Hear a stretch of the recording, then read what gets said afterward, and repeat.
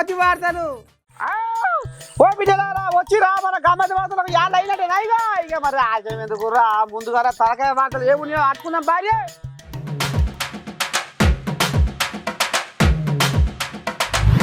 మాకు టికెట్ ఓ కేసీరావు ఎవరికైనా ఇచ్చుకో.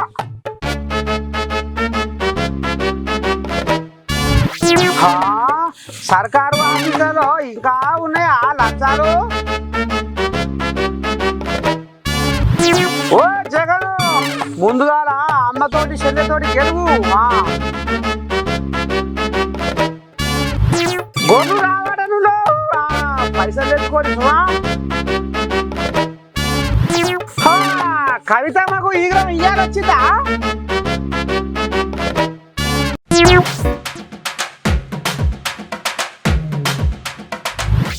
చూస్తా ఉంటే చూడాలనిపించే, అటు చూడకపోతే కన్నుల పంచాది. ఎక్కడ పోయినా ఏడికి పోయినా అటు పోకపోతే లోనమ్మనాది. ఎవరయ్యా నువ్వు బాలక, ఇంత అద్భుతం ఎట్లా చేశావు అని అమ్మ ముక్కున ఏరేసుకొని చూస్తారు మీరు ఈ పిల్లగాని కథ చూస్తే. చూడు ప్రతిభ ఎవరి సొత్తు, పైకి చేతులెత్తు. ప్రతిభ ఎవరి సొత్తు, పైకి చేతులెత్తు. సిబ్బితిగా బలె శరీరము ఎట్లా వంగెనురో, చూస్తా ఉంటే కంటికి ఎంత సొంపుగా ఉన్నదిరో. పట్టుదల ఉంటే కానిది లేదన్నట్టుగా, సంకల్పముంటే సాధ్యమైతదన్నట్టుగా ఇదిగిదిగో రుజువు చేసెను. అందరిచే ప్రశంస పొందెను. ప్రతిభ ఎవరి సొత్తు, పైకి చేతులెత్తు. ప్రతిభ ఎవరి సొత్తు, పైకి చేతులెత్తు. ఏ తల్లి బిడ్డవయ్య నువ్వు, ఎందరికో ఆదర్శమైనావు. ఏ తల్లి బిడ్డవయ్య నువ్వు, ఎందరికో ఆదర్శమైనావు. ఆహాహాహాహా గీ అన్నను చూస్తుంటే తొలకరి సినుకు భూదేవి ఎంత చల్లగా నిమ్మలమయ్యి ఆనందంతో పొంగిపోతుందో, ఇక ఈ అన్న విన్యాసాలు చూస్తుంటే కూడా గట్టినే సంతోషం పొంగి పొర్లుతుందట నువ్వురా ఎదలోన. ఎదుడు ఎంత ముద్దుగుందో ఈ పిల్లగాని విన్యాసము.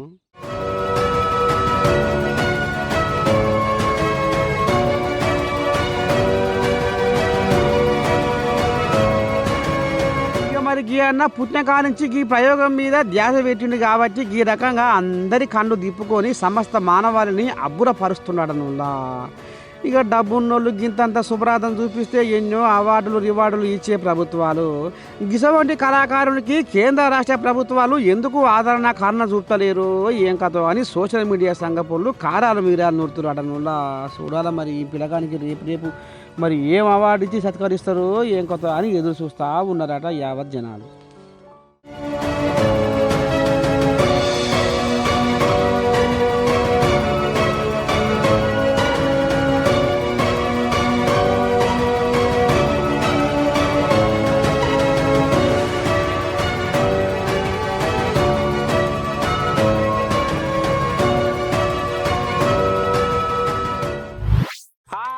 టికెట్లు ఇస్తాం రారు పాడబడ గారు. ప్రచారం మేమే చేస్తాము, పైసలు మేమే ఇస్తాము, అన్ని దిక్కుల మేమే ఆచుకుంటాం రారు. టికెట్లు పోతే దొరకాయి మరి సుమా. ఒక్క తిరిగి చెప్తున్నా ఊరేకో ఏంది మా నర్సే తాత ఇయ్యాల ఏందో టికెట్ల పంచాయతీ ముంగట వేసుకుంటూ ఏం కదా అనుకుంటున్నా బిడ్డలారా. ఇక మరి ఈ భాగవతం చెప్తే మీరు నోరపలిస్తారు చూడు రూపాయి. పులుసు వచ్చి మెతుకులు కొట్టకపోయినట్టు, గద్ద వచ్చి కోడి పిల్లం కొట్టకపోయినట్టు అసెంబ్లీ ఎలక్షన్లల్లా కారు ఏమంట దుమారంగా కొట్టకపోయిందో గప్పటి సంధి కేసీరావుది అంగట్ల సంసారమే అయ్యిందటనురా పాపము. సుడిగాలి పెనుగాలి వడగాలి కాంగ్రెస్ దిక్కే వీచేసరికి కారులో ఆశ లేకుండా అయ్యి బీఆర్ఎస్ పెద్ద ముత్తైదువులు కూడా ఎంపీగా పోటీ చేసేందుకు ముందుకు వస్తలేరాడనురా. అబ్బరకొండ ఇది వచ్చింది కథ. పూజా పురస్కారాలు లేక బూజు పట్టి ఉన్నాను, నైవేద్యం పెట్టు నా మహిమ చూపిస్తా అన్నట్టు ఎంపీ టికెట్ ఎవరికి కావాలనో ముందుగానే చెప్పుర్రి నా దమ్ము చూపిస్తా అని కేసీరావు మొరో మొత్తుకున్న బీఆర్ఎస్ పార్టీ తరఫున పార్లమెంటు ఎలక్షన్లలో నిలబడేందుకు ముందుకు వస్తలేరడనుల్లా ఏ ఒక్క లీడర్ కూడా. ఓడిపోతామో ఏమో అని గుండెకాడ గుడ్కు మిటుకు అనుకుంటా ఇక భయంతో సీనియర్లు కూడా సాటుంగా సందులో తిరుగుతున్నాడనుల్లా హబ్బరకుండా. కానీ కేసీరావు టికెటో అని కొండ కూత తీసిన ఎవ్వరు కూడా ముందు పడతలేరంటే 23 ఏళ్ల చరిత్ర 10 ఏళ్ళు రాజ్యం ఏరిన కారు పార్టీ కథ ఏడికొచ్చిందో చూడది ఆఖరికి.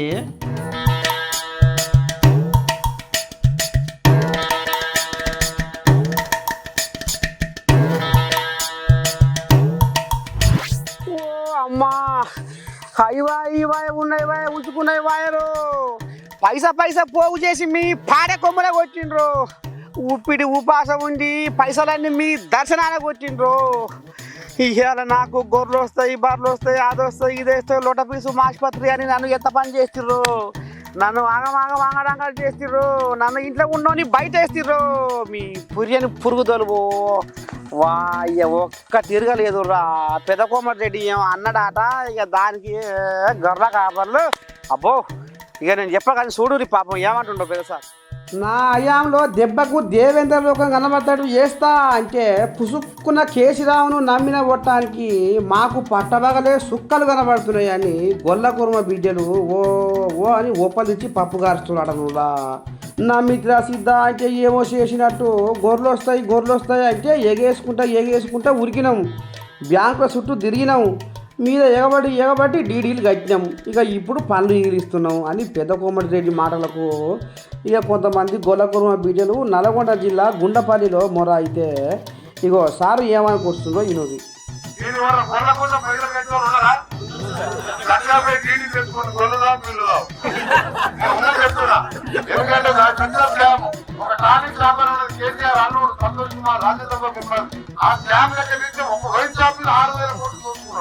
ఈ గొర్రె మీద 10-15 బిజినెస్ ఎంకరేజ్ చేసినాం.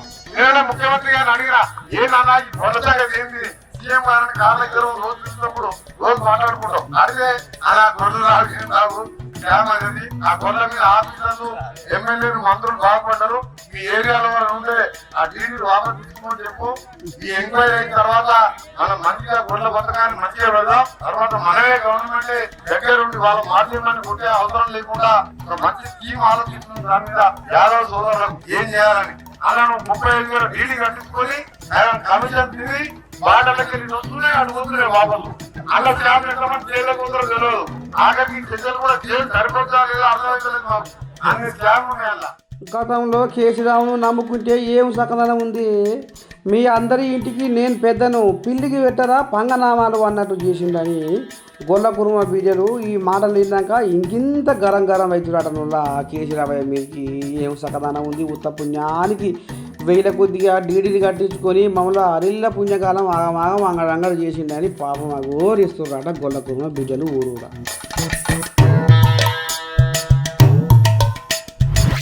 ఏ చోట లేనిది లంచము, అన్నింటిలో పాలు పంచుకుంటుంది లంచము. ఏ చోట లేనిది ఈ లంచము, అన్నింటిలో పాలు పంచుకుంటుంది లంచము. దేనికైనా కావాలి లంచము, దేనికైనా కావాలి లంచము, ఈ అలవాటే మరవదా తెలంగాణము. అవ్వ లజ్జ పోయి సిగ్గొస్తుంది. ఓ దిక్కుగా దొరికినా ఇంకో ఈ శవున ఇంటురు, ఈ శవున వదిలిపెడుతురు సర్కారు అధికారులు కొందరు. లజ్జ సిగ్గుండా వీళ్ళకి ఏమన్నా తల దించుకొని ఎట్లా బతుకుతుర్రో భూమి మీద నాకైతే వశపడలేదు. ఇక చూడు ఈ వాగోతం ఎంత బుద్దుకుందో. పాసి పండ్లవాడు పేర్చి పెడితే బంగారు పండ్లవాడు బరక్క తిన్నాడాట అన్నట్టు కడుపు కట్టుకొని నోరు కట్టుకొని దేశం సరిహద్దుల్లో సీతమ్మ శర ఎల్లబోసుకుంటా దేశాన్ని కాపాడే జవాన్ దగ్గర కూడా లంచం గుంజిదంటే ఈ సిగ్గి తప్పినోళ్ళు భూమి మీద ఎందుకు లజ్జ తప్పి బతుకుతుర్రో అర్థమవుతలేదట నువ్వురా. పాండవుల వారి సంపాదన దుర్యోధనుల వారి పిండాకుళ్లకు సరి అన్నట్టు ఊపిడి ఊపాసం ఉండి వసవసాని చెమటగార్చి సంపాదించుకున్న పైకానికి కొందరు సర్కారు నౌకర్దారులు నోసి పుట్టినడనుల్లా ఈ అన్యాయం పాడువడ. ఇగో పాపం దేశానికి రక్షణగా ఉండే ఆర్మీ బిడ్డ ఎంత గోసరిల్లుతుండో చూడుర్రి. హాయ్ అండి, నా పేరు అశోక్. నాది విశ్వనాథ్పూర్ విలేజ్, పొందూరుగు మండల్. నేను లాస్ట్ మంత్ జనవరిలో 2024లో మన కొందూరుగు ఎంఆర్ఓ ఆఫీస్లో మా పొలానికి సంబంధించిన ఆర్ఓఆర్ అండ్ పానీల కోసం అని చెప్పేసి రికార్డ్ సెక్షన్లో అప్లికేషన్ ఇవ్వడం జరిగింది. అయితే ఆ రికార్డ్ సెక్షన్లో మన బాలరాజు అండ్ హేమంత్ అనే ఇద్దరు వ్యక్తులు 1 వీక్ తర్వాత వచ్చి తీసుకోమని చెప్పారు. సరే అని చెప్పేసి 1 వీక్ తర్వాత వద్దామని చెప్పేసి వెళ్ళిపోయాను. 1 వీక్ తర్వాత వచ్చి అడిగితే వాళ్ళు ఇంకా అవ్వలేదన్న, వీటికి అమౌంట్ కట్టాల్సి వస్తుంది, మరి అమౌంట్ ఇస్తే మీకు ప్రాసెస్ చేస్తాము అని చెప్పాడు. సరే అని చెప్పేసి అన్న ఎంత అమౌంట్ అవుతుంది అని అంటే ఒక 40,000 అవుతుందని చెప్పాను. 40,000 ఎందుకన్నా అంతగా, నేను ఏం అడిగినా మన ఆ పొలంకి సంబంధించిన ఆర్ఓఆర్ పానీలే కదా, అంత ఎందుకన్నా అంటే చాలా ఓల్డ్ డాక్యుమెంట్స్ అనేవి సర్వే నెంబర్స్ ఎక్కువ ఉన్నాయి, చాలా వెతకాల్సి వస్తుంది అని చెప్పాను. అంత ఇవ్వలేనన్నా, నేను ఒక ఆర్మీ ఎంప్లాయీని జర చూసి తీసుకోండి అని చెప్పాను. ఒక 2-3 వేలు తీసుకోండి అని చెప్తే తను ఏమంటాడు, మీ ఇష్టం అన్న, ఒక ఇక 40,000 అడిగినాం కదా, 30,000 అయినా సరే ఇవ్వను, 30,000 అయితేనే అవుతుంది, లేదంటే కాదు అని చెప్పేసి హేమంత్ అనే వ్యక్తి డిమాండ్ చేసి, అంత డబ్బు ఎందుకన్నా, ఏం చేస్తారు మీరు, కొంచెం వెతికి ఇవ్వాల్సిందే కదా, నేను అప్లికేషన్ ఇస్తున్నా కదా, నేను దొంగ డాక్యుమెంట్లు అడగట్లేదు కదా అని కూడా చెప్పిన.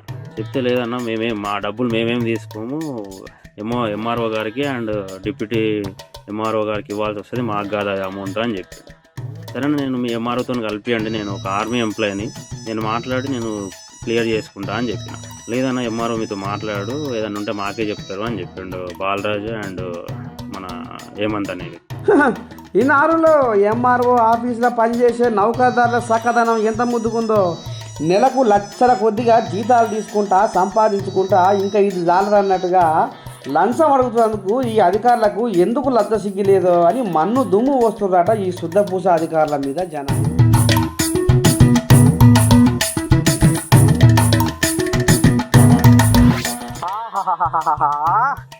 ఇక కాపొద్దు పెద్ద మనిషి మోడీ సారు ప్రపంచ దేశాలన్నీ గోలు కొట్టి ఎక్కడ ఏం జరుగుతుంది ఏంది ఏం కథ అని ఒక మట్టి పరిమళాన్ని వాసన వచ్చేది. కానీ ఇప్పుడు మన దేశంలోనే నీ దండం పెట్టి రెక్కలు లేకపోయినా ఆకాశంలో తేలి మబ్బులలో పోతున్నట్టుగా ఎంత ఆనందంలో మురిసిపోతుండు మోడీ అంటే. వామ్మ, ఇక మరి అది చూస్తే మీరెంత మురిసిపోతారో చూడు. అబ్బరకొండ మోడీ గుండెలో ఎన్ని చిత్రాలు గూడు కట్టుకున్నాయేములా.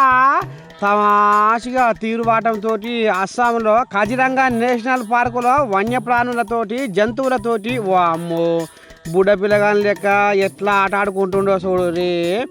నిజంగా ఈ జంతువుల మధ్య వస్తుంటే పోతుంటే వాటితోటి సరదాగా గడుపుతుంటే అసలు నేనేనా అన్నంత తన్మయత్వంతో మనసు ఊగిపోతుంది కావచ్చు కదా అనులా లోపట మోడీ సార్కు. ఎంతైనా ఊగే రాజకీయ బిజీలో పడి తలకాయకు షికాకు అనిపిస్తట్టుంది కాబట్టి అండమాన్ నికోబార్ దీవులల్లా ఉత్తరాఖండ్ గుహలల్లా సముద్ర గర్భంలా గిట్లా తిరుక్కుంటా ఇక మళ్ళీ ఇప్పుడు గీడ మనసు ప్రశాంతత కోసము ఈ పార్కులో సందడి చేసి ముద్దు ముచ్చట్లు పెట్టినట్టులా మోడీ సారు. ఇక గిట్లా మోడీ సార్ను చూడగానే మీకేమనిపిస్తుందో ఏమో కానీ నాకైతే చిన్నగా ఉన్నప్పుడు రాసుకున్న మా ఊరి పాట గుర్తుకొస్తుందిలా. మీరేమని అనుకోరి. మా ఊరు మందారమాల కిలకిల రాగాల జోల, మా ఊరు మందారమాల కిలకిల రాగాల జోల, చల్లనైన ఈ చిరుగాలులు మా పల్లె తల్లికి ఆభరణాలు, ఉయ్యాలలుగే చెట్ల కొమ్మలు మా నేల తల్లికి తోరణాలు, చల్లనైన ఈ చిరుగాలులు మా పల్లె తల్లికి ఆభరణాలు, ఉయ్యాలలుగే చెట్ల కొమ్మలు మా నేల తల్లికి తోరణాలు, కొండ కోనల్లోన పొడిచేడి తొలిపొద్దు ఎదలోన తృప్తికి లేదా ఎద్దు, మా ఊరు మందారమాల కిలకిల రాగాల జోల, చల్లనైన ఈ చిరుగాలులు మా పల్లె తల్లికి ఆభరణాలు. ఇక మరి నేను కూడా ఎక్కడ ఉన్నా ఏ ఏ ప్రాంతంలో ఉన్నా ఏ చోట ఉన్నా ఇగో ఈ పాటతోటి మా ఊరికి పోయి వచ్చినంత అనుభూతి కలుగుతుందిరా. ఇగో ఇవాళ మోడీ సార్ని చూస్తుంటే ఈ పాట పాడుకున్న సందర్భాన. కానీ ఇక మీరు కూడా అందరు ఆడ పోయి చూసి రారి అస్సాంలో ఖజీరంగా పార్కును ఎంత ముద్దుకు చూడు జంతువులు. ఇగో ఈ రకంగా ట్విట్టర్ పెట్టిండు మోడీ సారు. అందరూ వచ్చి చూసిపోరి మనసు బాగుంటుంది ప్రశాంతంగా ఉంటుందని. ఇక మరి ఎప్పుడు పోతారో ఏం కథో మీ ఇష్టం ఇక.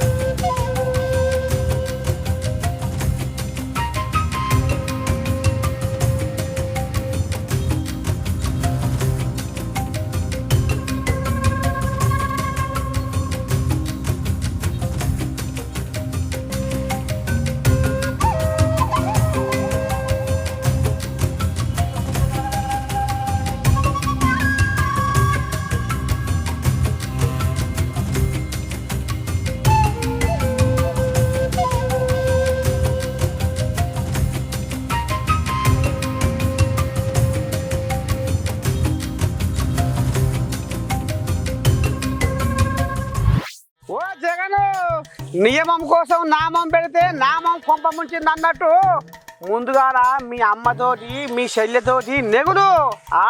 నువ్వు ఏదో బయటికి శుభ్రాధం చూపించుకుంటా బంగారు చిలక పలుకులు వలకకు నాదే ఇంత పొడుగు నాకుంది దమ్ము అని.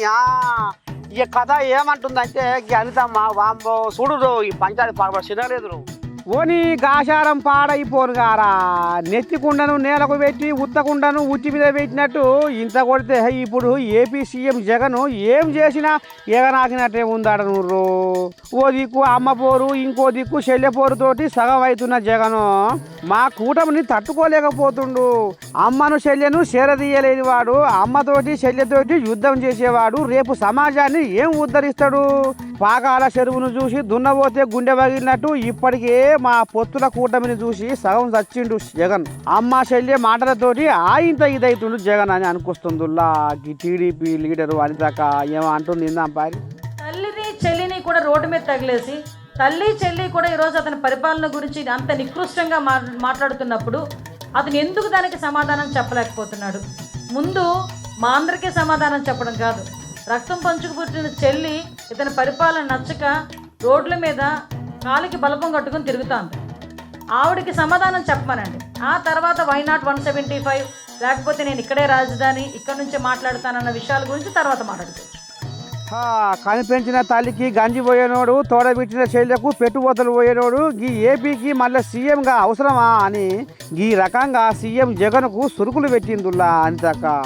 తల్లిని చెల్లిని కూడా రోడ్డు మీద తగిలేసి తల్లి చెల్లి కూడా ఈరోజు అతని పరిపాలన గురించి అంత నికృష్టంగా మాట్లాడుతున్నప్పుడు అతను ఎందుకు దానికి సమాధానం చెప్పలేకపోతున్నాడు?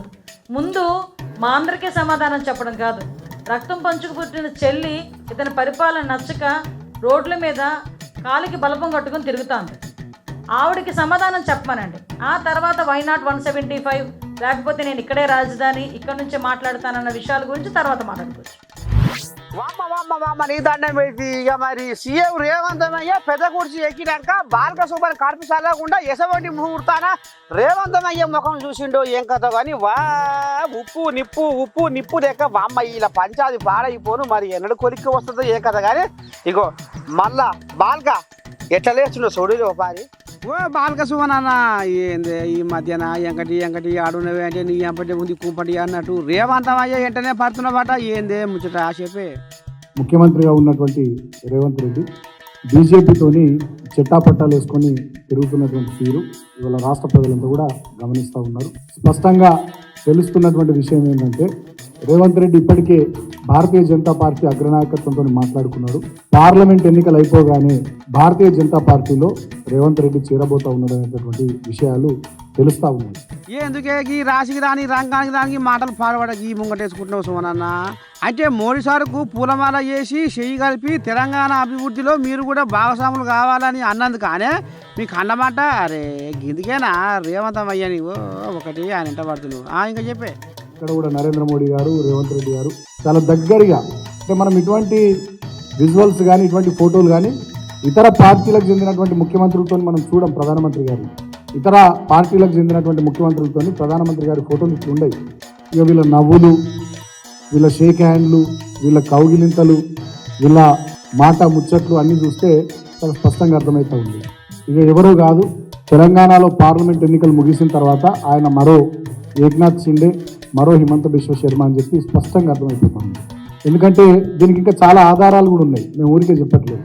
అంటే నీ కడుపు కుట్టేందే మోడీ సారు తెలంగాణకు వస్తే స్వాగతం పలకొద్దు ఎదుర్కోవద్దు అంటవా? మరి ఆనాడు మీ కేసీరావు మోడీ కేడీ అనుకుంటా మోడీ అభివృద్ధి పనుల కోసం తెలంగాణ వస్తే మీ కేసీరావు పంటి నొప్పి కంటి నొప్పి వంక పెట్టుకొని ఢిల్లీకి పోయినట్టు పోవలసి ఉంటున్నానే. రేవంత్ రెడ్డి కూడా ఏందే సుమనన్న ఏ మాటలే ఈ మాటలు చదవకుండా ఎండ వాన గాలి వస్తే నక్కల పెళ్ళి అన్నట్టు ఇక గజనే ఉంది నీ ముచ్చట చదవకుండా.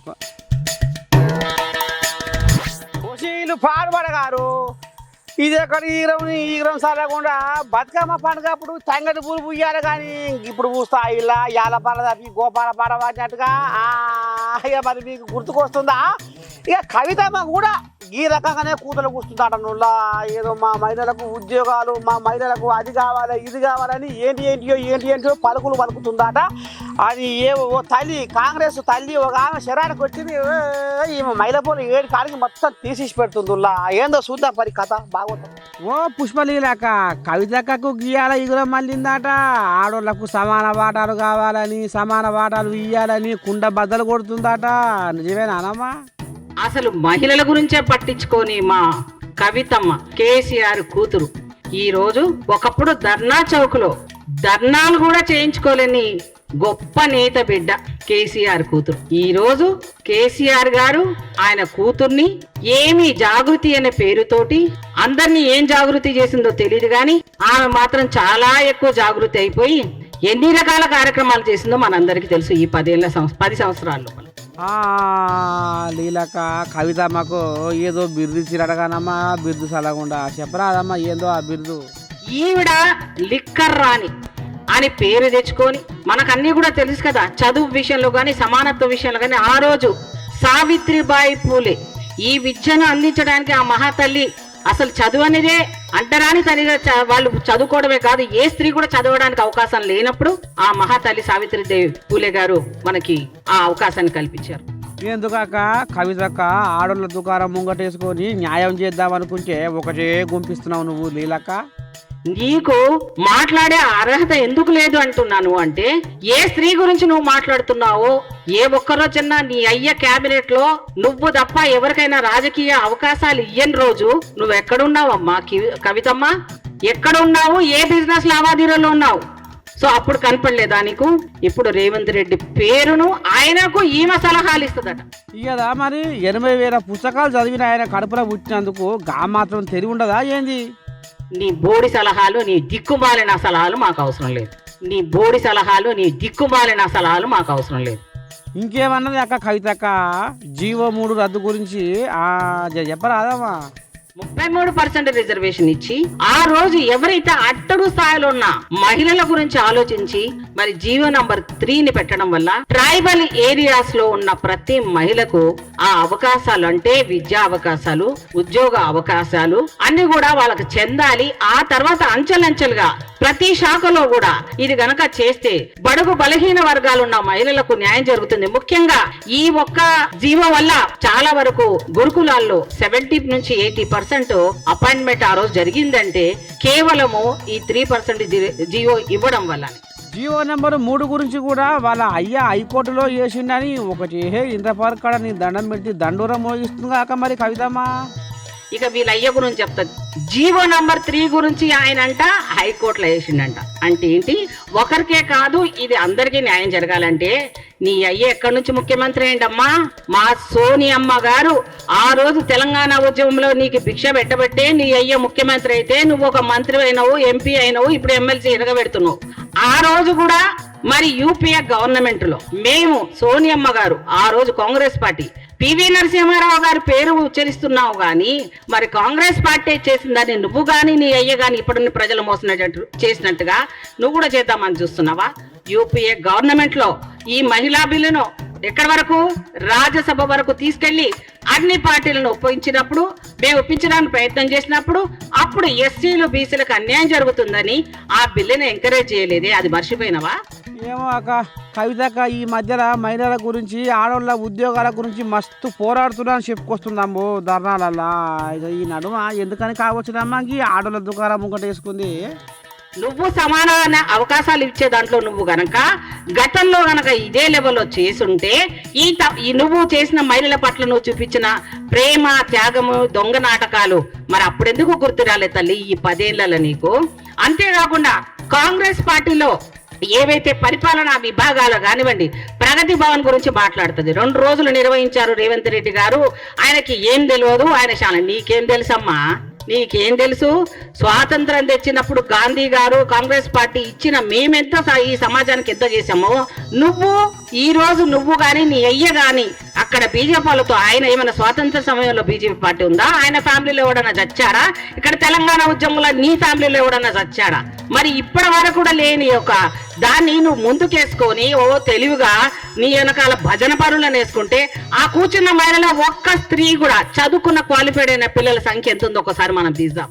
గుంటూరు ఆరులో కొన్న అంగడిలోనే మారు వేరం అన్నట్టు ఇక అన్ననే గంట తిప్పుతుందట కవితక్క. అబ్బా ఎంత ముదుగు ఉంది కథ.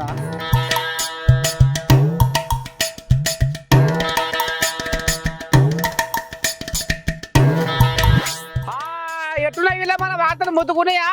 ఇక రేపు కూడా ఇదే వాళ్ళకి వస్తూనే ఉంటుంది. జర బాగానే చూస్తున్నారు, బాగానే తండాడుతున్నారు. కింద కామెంట్ బాక్స్ లో కూడా జర షెడ్డో పాటు మీ మనసులో కలిగింది పెట్టుర్రా మరి. కానీ ఉంటా మరి. శనార్థి అందరికీ నమస్తే.